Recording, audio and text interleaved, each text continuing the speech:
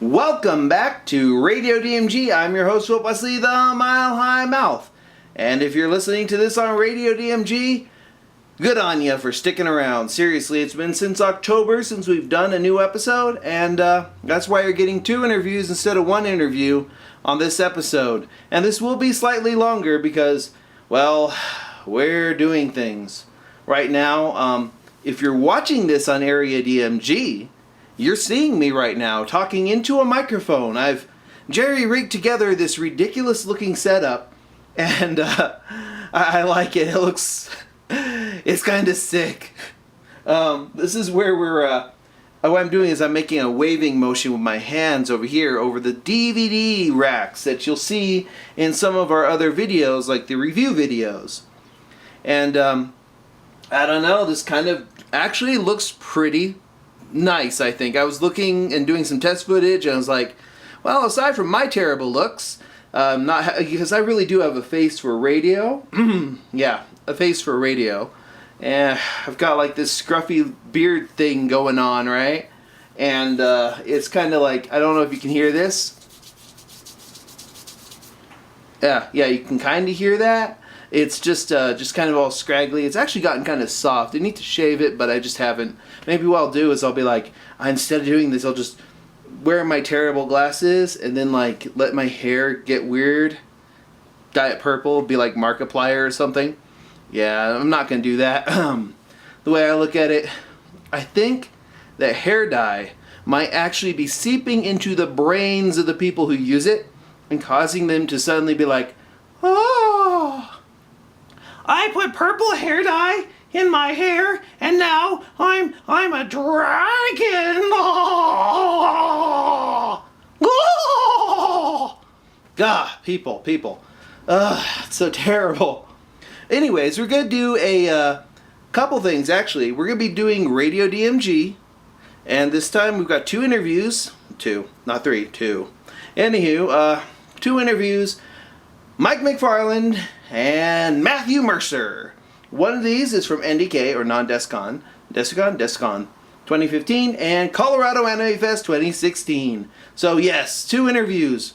Quite good stuff. Matthew Mercer was the one who won the little poll that we did at Area DMG. And that means the next person up, next episode, will be Christina V. So yeah, look forward to that.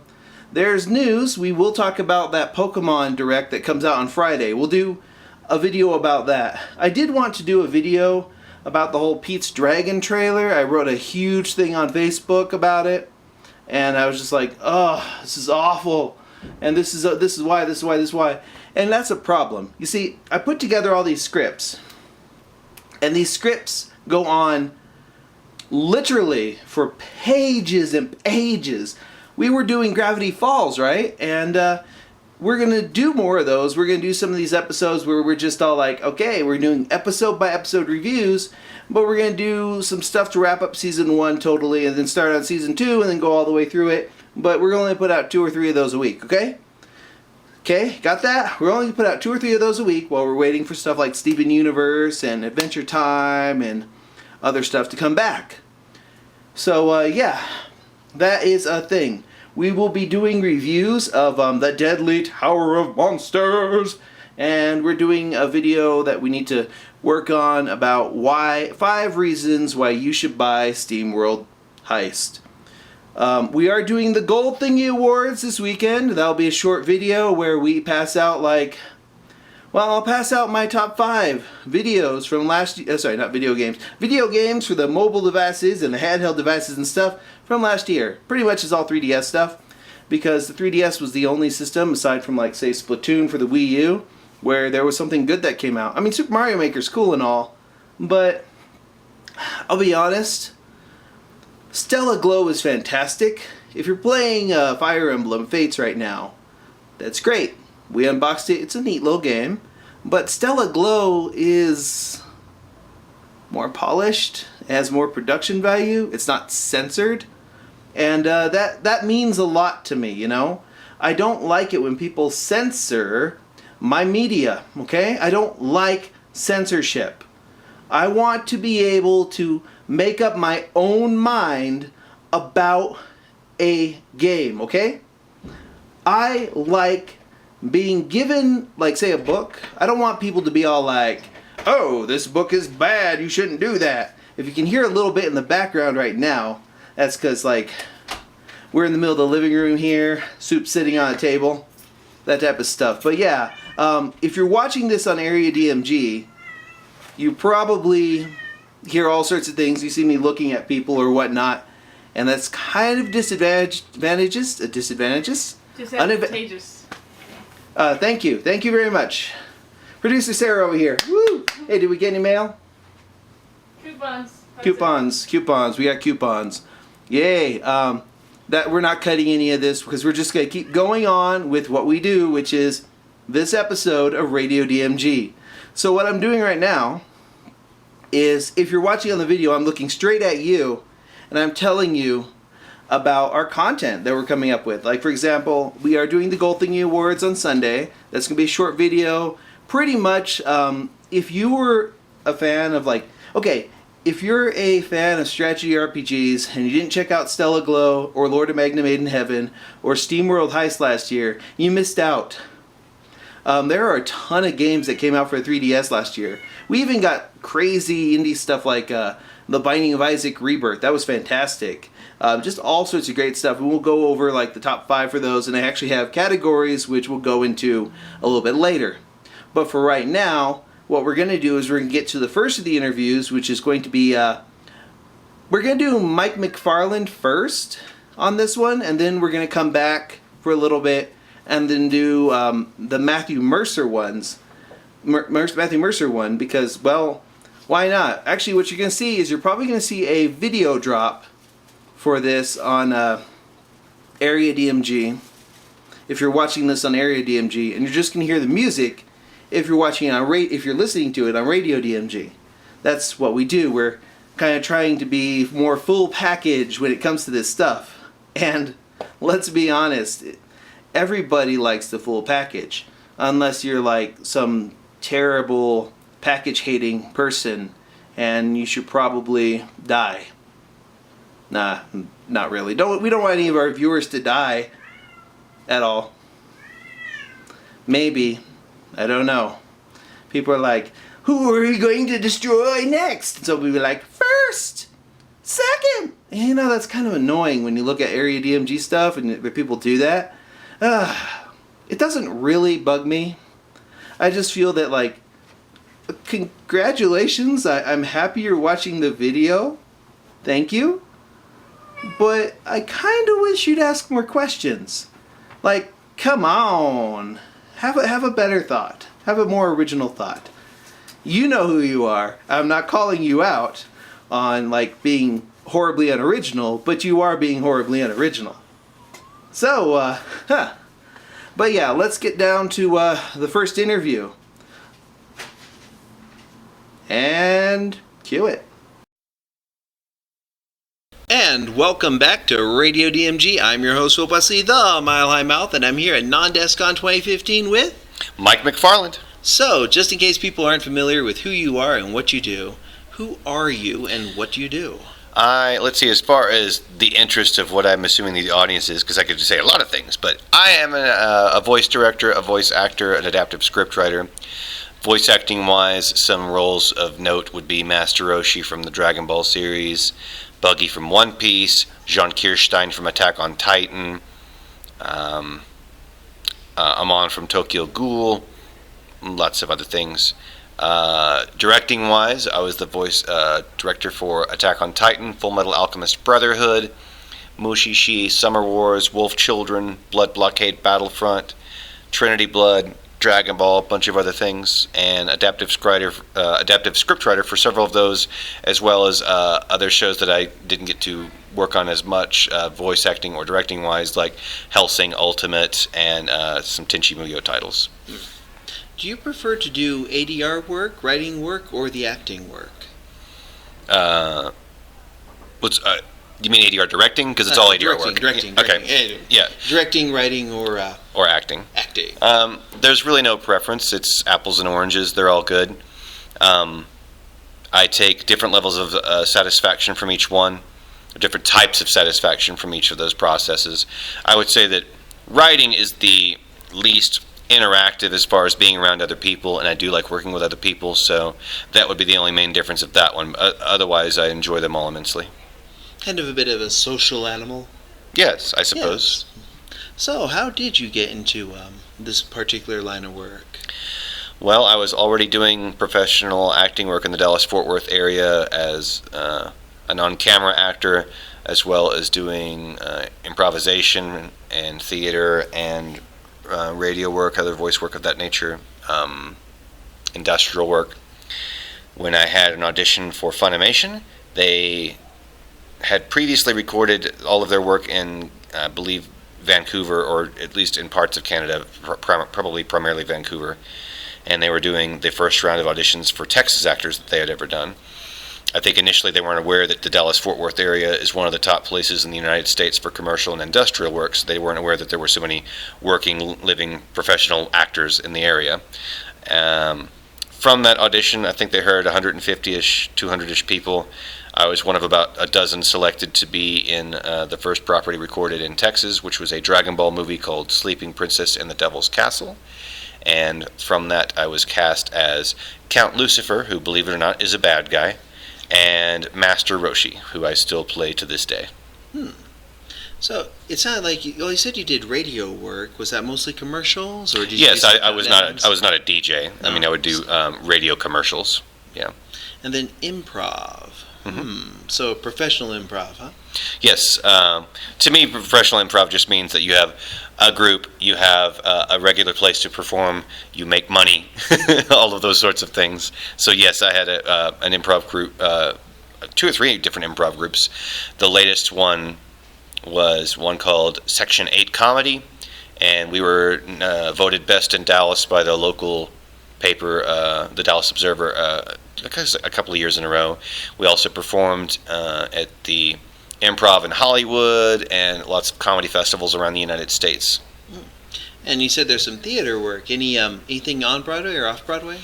No, most of my theater work was in the Dallas-Fort Worth area, so I guess that would be like super off Broadway. But yeah, some theater work there. The last thing I did theatrically on stage was Bengal Tiger at the Baghdad Zoo at Theater 3. And that was a couple of years ago. So, what do you think of Non-DesCon in Colorado so far? I love it so far. I have not been to Denver or Colorado in over a decade. This is my first Non-DesCon, but not my first time in Colorado. My uncle used to live in the area. He was a mountain hermit he lived up in the Colorado Springs area, and one of those guys that would come to town once a month for supplies and stuff, and otherwise just hole up in a cabin in the woods. So we would visit him from time to time. Staying up in that cabin, fighting off deadites. Fighting off everything. Yep, pretty much. I think if you live that way, you want to fight off as many things as possible. Pretty much. Yeah. So, what do you think of the new, this hotel, this convention? How's it been for you so far? It's been great. The past few years, I've done about a 50-50 mix of pop culture shows like Comic-Cons and anime conventions. So I had not done an anime convention like this one in a while, and I haven't done one here in Colorado's in, I don't know, 10, 12 years. I think there was a show here called CooneyCon like a long time ago, and I was at a CooneyCon here. The attendees are great. The staff's been great. I've had a good time with the other guests here. It's overall been, a really wonderful experience. See any spectacular cosplay? There's lots of great cosplay here. There hasn't been anything where I've run up to someone and grabbed a picture or anything like that as of yet, and it's not because it wasn't good enough. I just didn't even think about it at the time, but there is a whole bunch of really awesome cosplay here. Excellent. So you've got a couple panels that you've already done. Some more panels this weekend, right, of course? Yes, I believe I'm part of a voice actor panel tomorrow, and then there's another autograph session, and I believe just closing ceremonies. So just those 3 events tomorrow. So have you gotten any time to head on out over to the Taste of Colorado stuff that's going on over here? I haven't done Taste of Colorado yet. I went to a place called Sam's Number 3. That was quite good. I'd heard that it had been on Diners, Diners, Drive-Thrus, and Dives. Yeah, that show. And I love trying local cuisine. I love trying new food. I thought what they had was very good. I also went to Voodoo Donut and got their Voodoo Dozen, which had a bunch of crazy concoctions that I had not seen before. And we have some crazy donut shops in the Dallas-Fort Worth area as well, but I hadn't seen any quite like these. I was only able to eat one. I was glad that I brought it to my panel to share with my other panelists, and we all had, we shared them around and then shared them up in the green room. But those are so gigantic and rich. It's like eating a donut the size of a cheeseburger. Oh, which one did you eat? I had one that had like a maple glaze on the outside and then like a custard on the inside. And it was super delicious. And I had someone, a local, look over my box of donuts and said, if you're only going to eat one, that's the one that you should get. So I went with her opinion. Yeah, we've got all sorts of food. We're even opening up a Torchy's Tacos around here, too. So we're going to start getting some of that Texas breakfast taco stuff going on. That's good. Yeah, we have those Torchy's everywhere. There's one not far from the studio that I hit on Taco Tuesday from time to time. Oh, yeah, they're pretty great. Yeah. But going back to the convention. Sure. There's a lot of energy in these conventions, as you've noticed. Mm-hmm. Do you have any tips for how people can take that spark, that shine, that energy from the convention that they just throw out over here, all that energy, how they can bring that energy when they leave the convention to their normal kind of humdrum everyday grind, how they can take that energy and just capture it and keep it? Well, it just depends. Conventions. Because obviously these events are here for a purpose. It's so that you, with your interests in various forms of culture, pop culture, nerd culture, anime, gaming, any of these sorts of things, this is a weekend for you to have to be totally to indulge yourself in just that and be around hundreds and thousands of other people who are here for the exact same reason. It's designed to be your getaway. It's designed to be a special event.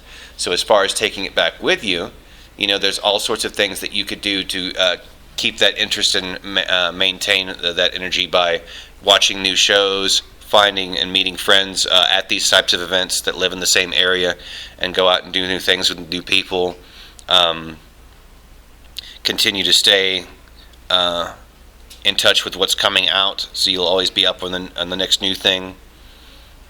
Those are the sorts of things that I can think of offhand. Mm-hmm.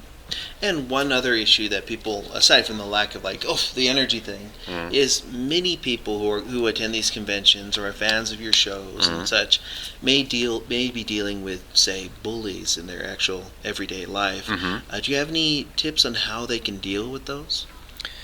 Well, as far as dealing with bullies, the strange thing about bullies, at least in my opinion, is that almost no matter what you do for the rest of your life, you're going to encounter some form of bully. It may not be as abrasive in your face as the typical teenage going through all sorts of issues bully, but you're going to have a boss that'll lean on you really hard, or you're going to have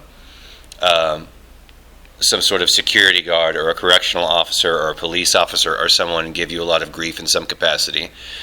Just know that those individual moments pass by so fleeting, however much they seem to be bothering you at that moment. In the grand scheme of thing, you have to keep in mind that it's just not that big of a deal.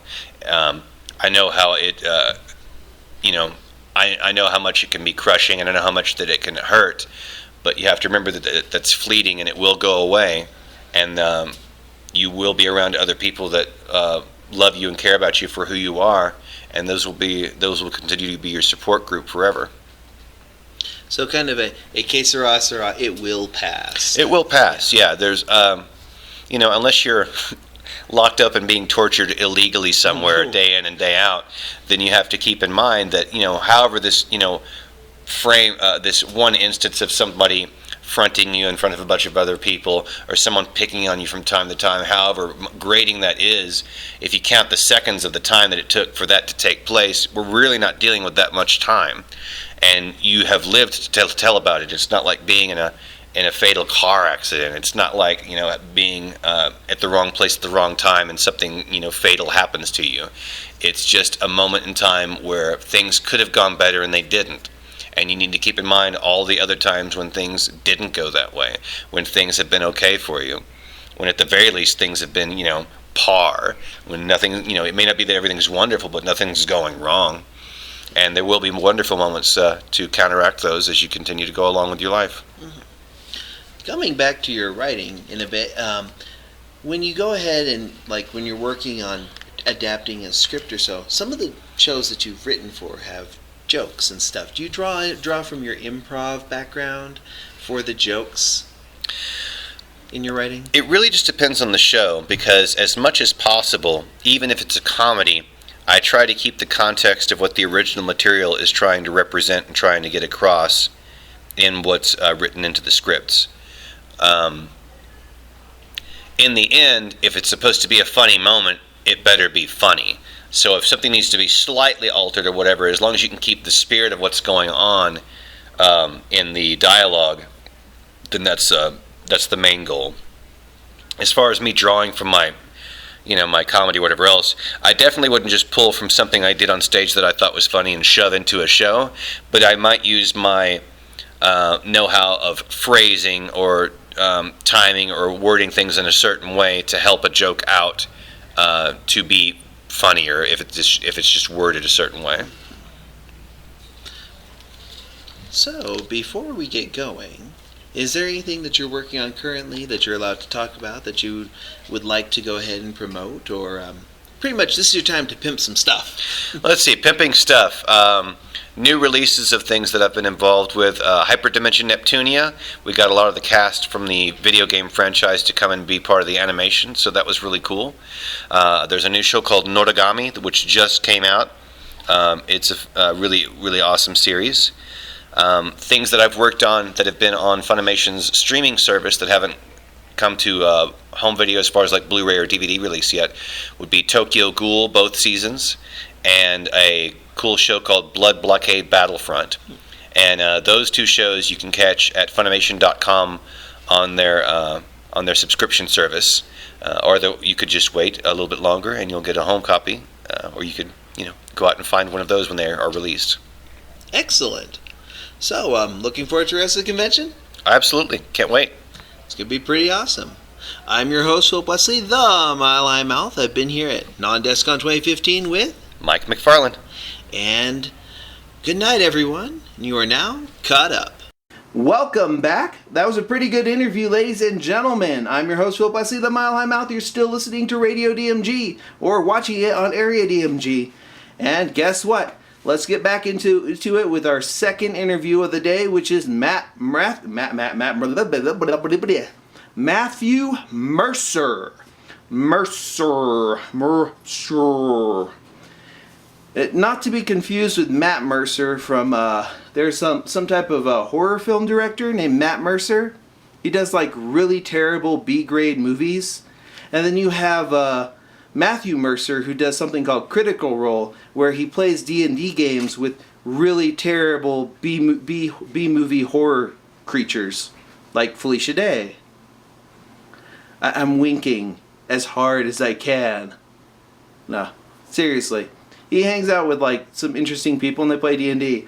What's funny about it is Matthew Mercer, he gets all sorts of like requests from people who are like, he's one of those people who like, people are like, can you come here and DM our game? Please, be our dungeon master. You know, if someone was all like, please be my dungeon master, I'd be like, okay, then I'd probably show up with like whips and chains, and they're like, no, we meant like Dungeons and Dragons, and I'd be like, ugh.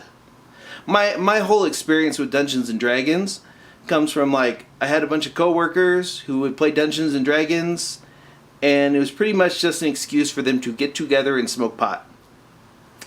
Which, I don't know. Drugs impair my D20 rolls, you know? I'm like, oh yeah, I'm gonna roll. Nope. 1, 5, 1, 1, 1. No, this is bad. You know? Don't don't board game and do drugs. Listen to like music or watch these videos. We have a ton of videos. I don't mind if people are like, I watch these videos while I'm... and whatever dank meme they want to talk about. But yeah, we're going to go on to the next video, no, next audio actually. If you're watching this on Area DMG, these parts here where I'm talking are video, and the parts with the interviews are audio only. Now, we do have some video drops which we use for these, and that's awesome. And that's interesting. This is kind of an experiment to see how this goes. Because most of the time we were just attaching the audio file to a picture and then going with that. With this new format, I'm actually talking to you and then we're editing this all up in post. Because, why not? Actually, it's like 4 times as much work, even though we've already got a lot of that work done. It's just a lot of work and I hope you appreciate it. You better, or I will individually come to your houses and be like, knock, knock, knock. Did you appreciate my work on this episode? And you'll be like, it was okay. And then I will kidnap your cat or dog. I will collect all of them. They will be like Pokemon to me. And I will rename them. And it won't be cool names. They'll be like terrible names. I don't know where I'm going with this part here. Let's just get to the video, to the audio interview. See you on the other side of this. And welcome back to Radio DMG. I'm your host, Will Busley, the Mile High Mouth, and I'm here at Colorado Anime Fest 2016 with... Matthew Mercer, that guy who's talking right now. Yes, and that guy who's talking right now, just in case people don't know why you're talking right now, who are you and what do you do? I'm a voice actor from Los Angeles, California. I work primarily in cartoons and video games. Such examples would be Leon Kennedy in the Resident Evil franchise, Captain Levi in Attack on Titan, Crom in Fire Emblem Awakening, and a bunch of other silly projects here and there. So most people know you as being an assist trophy in Smash Brothers. Yeah, poor Crom, never getting his day. Happens. At least Lucina didn't kill him. This is true. Yeah, that's true. Yet. Yep. There's still more games. There's DLC. You see? See, there you go. Yeah. Well, of course. So, going into a little bit about like you were talking about like how you do video and video games and anime and stuff. Are there any other things that you do? Yeah, I mean, I've done some stuff in web production. I've done a few web series. Back in 2009, I directed and played a role in a web series called There Will Be Brawl, which is ironic nowadays that I'm actually in Smash Brothers because it was a live-action kind of film noir HBO crime drama parody of the Nintendo universe, of Smash Brothers in particular. I followed Luigi through a dystopian mushroom kingdom, and it was a fun web series that actually did pretty well. So I did that. I also directed a 3-episode YouTube series called School of Thrones. That was a kind of 1980s John Hughes high school film, but in School of Thrones type universe, where they had the Stark clique, you had the Lannister clique. And currently I am doing a Twitch channel stream every Thursday night on Geek and Sundry's Twitch called Critical Role, where me and a bunch of other voice actors play Dungeons & Dragons. So rolling dice and being fun, nerdy folks. So why did you decide to start the whole Critical Role thing? Was that your idea? Whose was it? That actually came from Felicia Day. Because we've been playing privately for about 2 years. Just, a lot of them had never played before, and it came up from Liam O'Brien's birthday. Liam O'Brien is one of our players and another very talented voice actor, and he wanted to try and drag some of our other mutual friends into it, to just show them what it was like for a one-shot. And it turned into an ongoing campaign. So we played for 2 years, and Ashley Johnson, who's one of our players, which those of you who played Last of Us, she played Ellie in that, and she's done a lot of other great projects. She got in a conversation with Felicia about it. Felicia's like, hey, would you guys want to do that on camera? We were a little cautious about it because, one, private games are a little personal, and putting yourself on the internet like that can be a very difficult, dangerous proposition. You would think people would judge your dwarf orgy or something like that, exactly. Right? Exactly. They won't understand. Everyone's dwarf orgy. All the YouTube comments will be like, "What? No!" So we decided to give it a shot, and we continued our ongoing game. with cameras in the room, and out of that, this incredible community sprung up, and we're having a great time with it. Excellent. Do you play any other board games besides D&D? I've played plenty of tabletop pen and paper RPGs. Right now, this is kind of consuming my life. Oh, as the dungeon master, most of my free time goes to writing story and getting prepped for the next session. But yeah, I grew up playing all sorts of games, board games in particular. If that's what you're asking about, I'm a very big proponent for the Mansions of Madness Fantasy Flight games. I have all the expansions, and I've played them, like so many variations of them. Betrayal of the House on the Hill. Fiasco is less of a board game, but still like a social game. What's some other ones that are really, really great? Munchkin. I enjoy card games, Magic the Gathering, all kinds of fun stuff like that. So, stuff like Dominion and things like that? Yeah, Dominion's great. Oh. I haven't played that in about a year, but I have it and enjoy it very thoroughly. I'm a big gamer when it comes to both video games and tabletop and regular gaming. Regular gaming. Yeah. So, what would you call it? Analog gaming? The ones with the controller thingies, like it's a waggle, and the little thing that lights up. Yeah, those ones. That one, the thing with the yeah. The thing with the Angry Birds. Oh no Angry Birds for me. That happens. I know. No, I played it. It's fun. I just I have so little free time these days that when I do, it usually goes to Witcher 3 or Dark Souls. Dark Souls. Oh, yeah. Looking forward to Dark Souls 3? Yes. That's going to be pretty good. I just recently picked up... I have Dark Souls, and I just recently picked up Demon Souls for way cheap at a good have you not played Demon Souls before? I hadn't played it before. I played Dark Souls, but not Demon Souls. So you're in for a treat. It's going to be interesting. I might, at some point on our YouTube thing, might show that off in a gaming paraphilia or something. You should. It's great. Demon Souls is still probably my favorite of the whole series because it was kind of the first. It's the one where it's got all that rough stuff before they start deciding to be like, we're going to just tone this down for a general audience. Yeah, tone it down in quotes. Yeah, but it's definitely probably still the most punishing. Oh man, I'd be making me want to go back and play it again. Oh, it's awesome, right? You started voice acting at kind of a young age. Do you want to talk how that happened? Yeah, I was lucky enough to be doing a lot of theater in school, and I was still in high school at the time. And through a bunch of strange circumstances, I went in to watch a session being recorded, and it was on the Fist of the North Star series, the television series.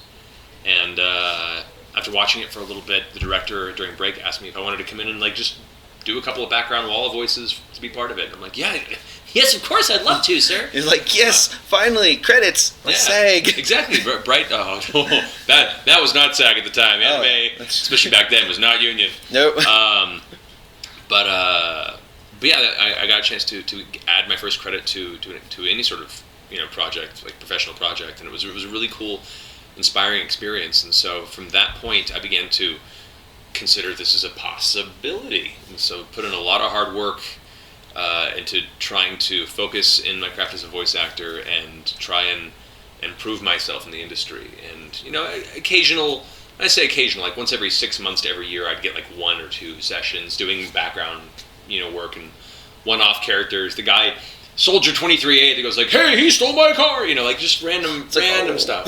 But it was enough to keep my palate wanting more. And many years later, I begun to get bigger roles and meet more people in the industry, and realized that if I was going to make a jump for this as a career, now would be the time to do it. And so I quit my day job after saving up a little nest egg.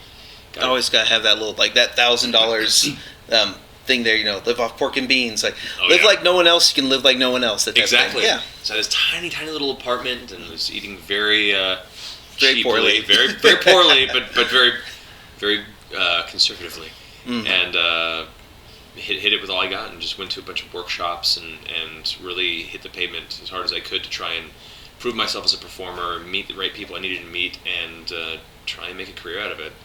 And the hard work eventually paid off. It wasn't easy, but it eventually paid off. So you talked a little bit about doing a little bit of theater. Any particular ones that you really liked? Or if you didn't have the voice acting thing, would you be in theater now? Yeah, the only thing that keeps me from doing theater still today is free time, because it is a very time-intensive experience, and I miss the stage thoroughly. I love musical theater. By that I mean I love 20% of musical theater. Musical theater is a very... You get a range of quality in there, definitely. You've got your Stephen Sondheim stuff, and then you're in town. Yeah. I love Sondheim, and actually I've done enough Rodgers and Hammerstein to not be a fan of a lot of their work. But like some of my favorite shows, I did perform Jekyll and Hyde back in the day as Jekyll and Hyde. They were still doing the single cast for both parts, which I think is the best way to do it. Yeah, that is really. And one of my favorite musicals still of all time is The Scarlet Pimpernel, which I got to see Douglas Sills perform Percy years ago, and it was a phenomenal show. So I definitely have a heart musical theater and a lot of classic theater.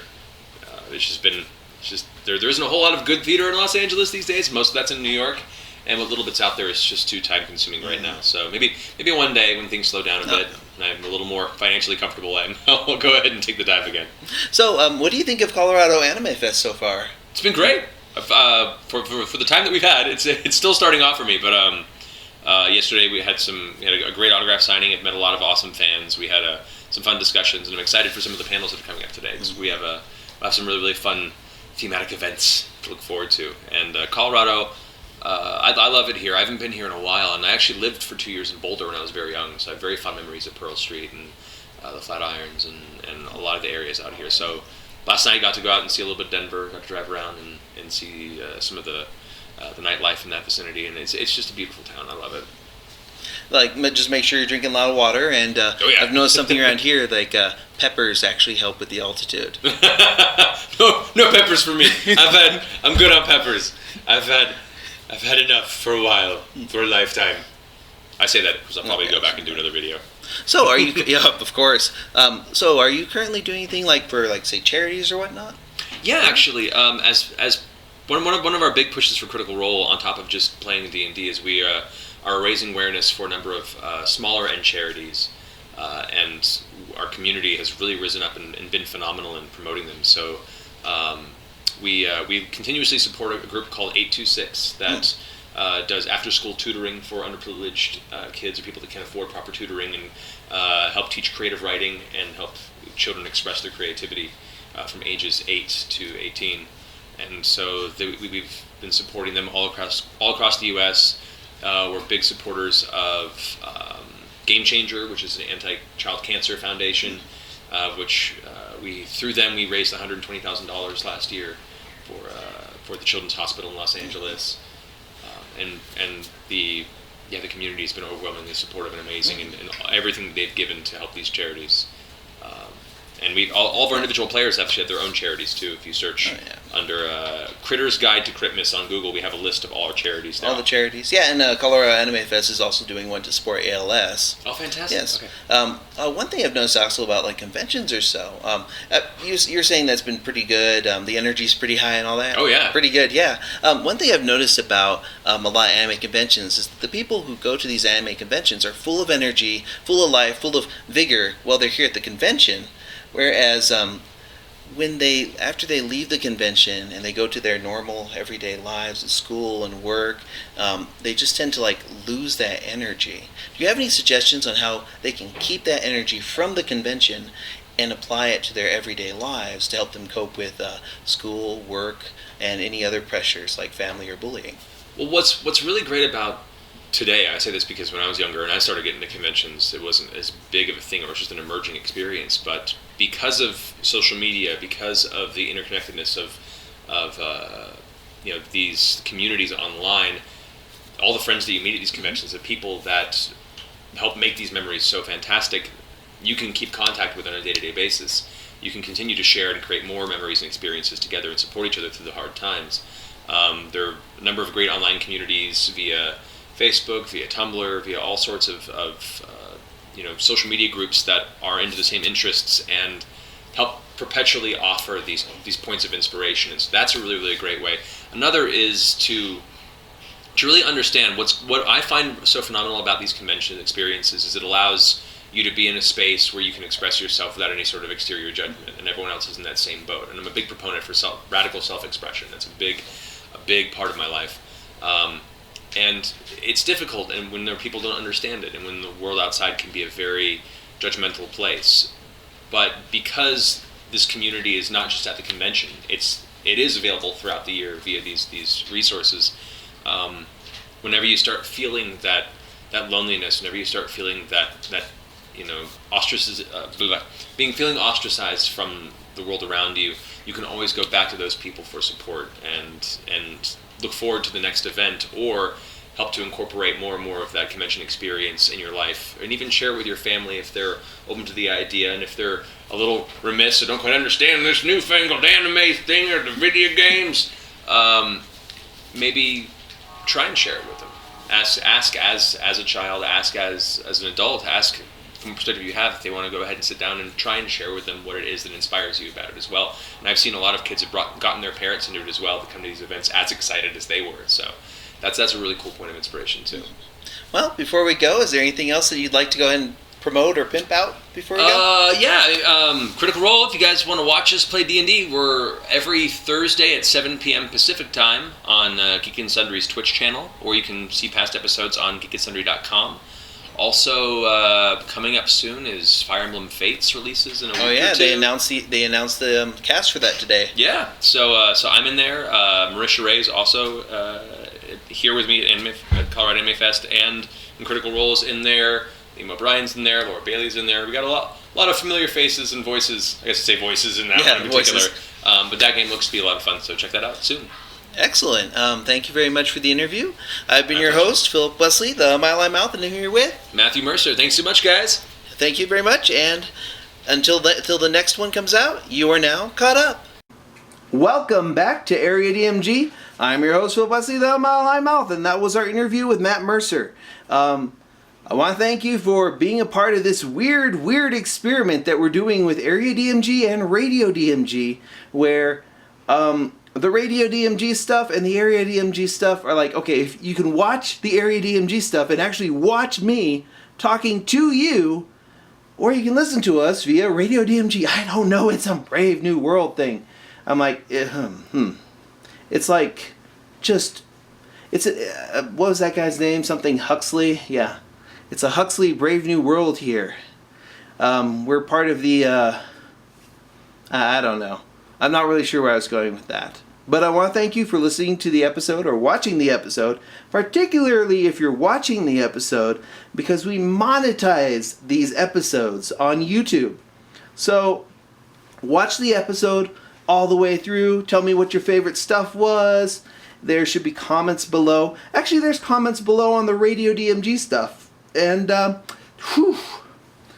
would really like it if it wasn't all people being all like, hey, do you want to buy a thing? Or if we'd get email that was a little bit less of a, hey, we liked your podcast. Would you like to join our network? No, I'm not going to join your network. Leave me alone. No. Like, I get this stuff in the stuff in the email, right? I get like 3 or 4 of these a week where they're like, hey, will you join our MCN, our multi-channel network? And I'm like, no. Most of these sound terrible. There's one where it's like TGN or something like that, right? And they sent me a thing, and I'm like, okay, let me click and see who's on here. They're like, we get over 1 billion views a month. Woo! I was like, okay, you have one channel with 1 million subscribers. And then your second largest channel is 300,000 subscribers. And then almost everyone on there is about like 1,200, 1,400 subscribers. You're using the benefit of having one channel that's big. And who even knows that that's correct? Because that particular channel had over 1 million subscribers, but if you look at the videos maybe get like 500, 600 views. And if you have over 1 million subscribers and you're getting 500, 600 views on your YouTube stuff, those aren't real subscribers. I mean, I can understand when some videos do better than others, right? Like, for example, some of the stuff we do with animation reviews or the little photo stream stuff doesn't perform as well as stuff we do that's video game related. And actually, I would say a lot of our stuff is actually video game related if you think about it. I mean, there's Gravity Falls. There's a Gravity Falls game. There's a Adventure Time game. These all have huge ties to video games, okay? Almost everything there is related to video games in some way. Maybe there's a little bit that isn't, because we do some news coverage or we do some rants about things that aren't really video game related, but that's what we do. This is a full entertainment package. We're all about putting the full package in you. Your mind. In your mind. In your mind. Yes. Anywho, we'll be doing something for that Pokemon Direct that's coming out on Friday. Looking forward to that. It's gonna be like 5 minutes though, so might not be like 3DS stuff. Might just be like, hey, here is a new game. Here are the new bundles and stuff. I don't think we're gonna get a trailer for like Pokemon Z.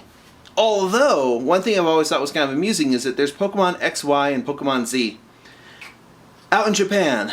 In Japan, the current season of Pokemon is Pokemon XY and Z, and they've been spending a ton of time on this animated show dealing with like Zygarde or something, the huge slug looking Pokemon that turns into a Pacific Rim creature.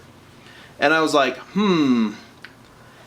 yeah, that's like the worst kept secret. It's kind of like when they're like, oh, they're doing remakes of Ruby and Sapphire. And for like a year, people are like, they're going to do remakes of Ruby and Sapphire. And people are like, there's no evidence of this.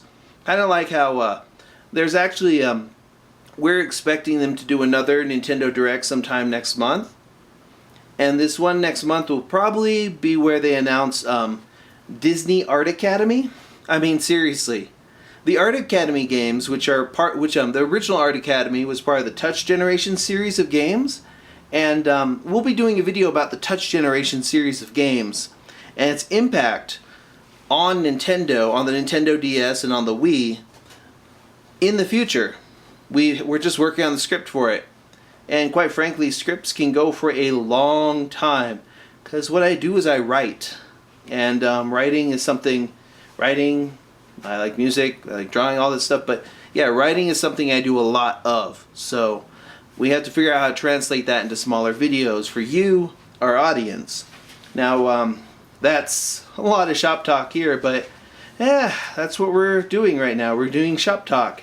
I hope you enjoyed both of those interviews. We have more interviews coming up. Next episode, we're just doing one interview instead of two. I'm only doing 2 interviews because it's been so long since our last one. And the next one up will be Christina V, who most of you, if you follow DMG Ice, you know that we have a big obsession with Shantae from Way Forward Technologies. Way Forward, we like them a lot, and she's the current voice of that character. And we did a pretty good interview, and we'll have that up next week. Pretty much. We'll either do that next week or we'll have a musical rations next week. We're trying to do these like one a week, but depending on how